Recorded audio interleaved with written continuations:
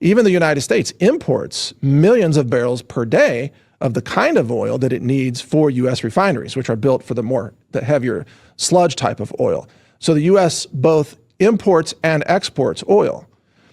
It exports the lighter oil to other countries. It imports, the more sludgy oil for processing domestically.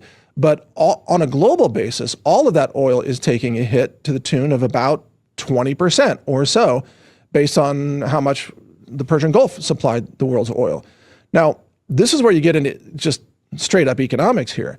The GDP of every country is closely tied to its energy consumption. If you want a higher GDP, you have to have more energy available for your economy to consume through industry and transportation, manufacturing, et cetera. If you don't have energy, you can't do anything in your economy. So in modern economic theory, and among analysts who know what they're talking about, a 20% hit in the world's oil results in about a 10% hit in the world's GDP. That's a depression, and that's what's coming if we don't stop this. Trump is very practiced at helping the oil prices go lower by things that he says or posts on social media. But given that we're facing scarcity in oil, the most important signal for consumers to start conserving is a higher price. So this is just straight up classical economics.